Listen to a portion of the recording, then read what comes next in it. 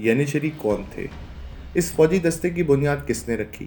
کیا واقعی یہ سلطنت عثمانیہ کے بہترین سپاہی تھے؟ اور سلطان ان کو اپنی اولاد کیوں کہتا تھا؟ آئیے اس ویڈیو میں ان سارے سوالات کے بارے میں جاننے کی کوشش کریں۔ سلطنت عثمانیہ قائم ہونے کے بعد مسلسل جنگ بندی اور اپنی سلطنت کو وسیع کرنے کے لیے ایک ایسی فوج درکار تھی جو سیاسی معاملات میں پڑے بنا فوجی معاملات پر نظر رکھے اور صرف بادشاہ کی تابع ہو اور سائے کی طرح اس کی حفاظت کرے۔ اگر اس دستے کو آج کی اصطلاح میں اسپیشل کمانڈو دستہ کہا جائے تو غلط نہ ہوگا۔ ینیچری ٹرکی زبان کا لفظ ہے جس کے معنی نئے فوجی دستے کے ہیں۔ اس دستے کی بنیاد سن 1380 میں سلطان مراد اول نے رکھی تھی۔ ینیچری کا اضافہ عثمانی سلطنت کی طاقت اور جنگی کامیابیوں کا سبب بنا، مگر دوسری طرف یہی دستہ عثمانی سلطنت کو بری طریقے سے کمزور کرنے کا باعث بھی بنا۔ ینیچری عام فوجیوں سے بہت ہٹ کر تھے۔ ان کو شادی کرنے کی اجازت نہیں تھی۔ ان کا مقصد صرف بادشاہ کی حفاظت، بغیر سوال کے اطاعت اور عثمانی سلطنت کو مضبوط کرنا تھا۔ ینیچری میں بھرتیوں کا طریقہ بالکل مختلف تھا۔ جہاں کہیں عثمانی سلطنت جنگ جیت کر قابض ہوتی تو وہاں کی آبادیوں سے اچھی صحت والے بچوں کو اٹھا لیا جاتا۔ زیادہ تر ان میں عیسائی بچے ہوتے، کیونکہ عثمانی سلطنت کی زیادہ تر جنگیں عیسائی ممالک سے رہی تھیں۔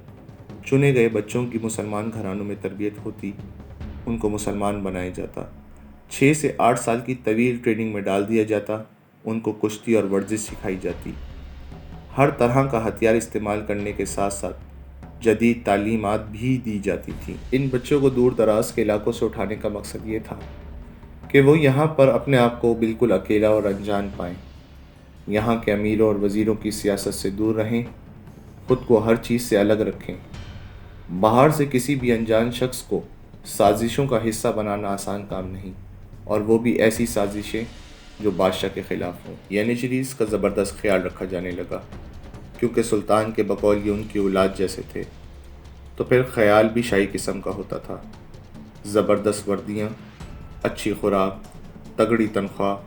وقت گزرنے کے ساتھ ینیچریز کو سب عزت کی نگاہ سے دیکھنے لگے، اور حال یہ ہو گیا کہ بہت سے گھرانے اپنے بچے خود پیش کرتے کہ ان کو ینیچریز بنایا جائے، یہاں تک کہ رشتہ دار کر کے بھی بھرتیاں کروانی جانے لگیں۔ یوں ینیچریز کی تعداد گزرتے وقت کے ساتھ بڑھتی جا رہی تھی۔ سن 1400 کی دہائی میں ان کی تعداد تقریباً 1000 سے 7000، سن 1500 میں 7000 سے 23000، اور سن 1600 کی دہائی میں یہ تعداد تقریباً 37000 سے 66000 تک جا پہنچی تھی۔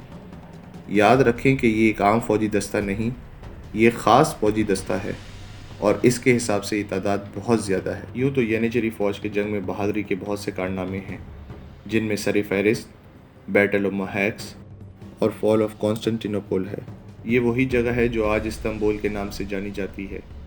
یہ جنگ سلطان محمد دوئم، جن کو سلطان فاتح بھی کہا جاتا ہے، ان کی سربراہی میں لڑی گئی، اور ینیچری دستے کا اس میں بہت اہم کردار تھا۔ وقت مگر ایک سا نہیں رہتا، اور ہوا کچھ یوں کہ سلطان نے جس فوج کو حفاظت اور سیاسی معاملات سے دور رکھنے کے مقصد سے بنایا تھا، وہ اب محلاتی سازشوں میں اس قدر مشغول ہو گئے تھے کہ براہ راست سلطان کو دھمکیاں دیا کرتے، تخت الٹانے کی سازشوں میں لگے رہتے، ہر وقت پیسے کی مانگ کرتے، اور جنگ بندی کے بجائے کاروباری سرگرمیوں میں مشغول رہتے تھے۔ یہ فوج اب خود سلطان کے لیے خطرہ بن چکی تھی، اور سیاسی سازش کے تحت سن 1622 میں عثمان دوئم کو قتل کر دیا گیا۔ وقت کے ساتھ ساتھ یہ سیاسی سرگرمیوں میں اس قدر ملوث ہو گئے تھے کہ سلطان محمود دوئم نے ان کو ختم کرنے کا اعلان کر دیا۔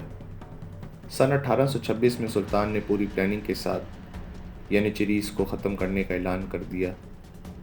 مزاحمت پر 6000 ینیچریز کو موت کے گھاٹ اتار دیا گیا، اور اس طرح یہ فوجی دستہ اپنے اختتام کو پہنچا۔ دشمنوں پر وحشت طاری کرنے والا یہ فوجی دستہ، جو مخالف فوج کی نیندیں اڑایا کرتا تھا، وقت کے ساتھ ساتھ خود بھی بدل گیا اور سیاست کا شکار ہو کر اختتام پذیر ہوا۔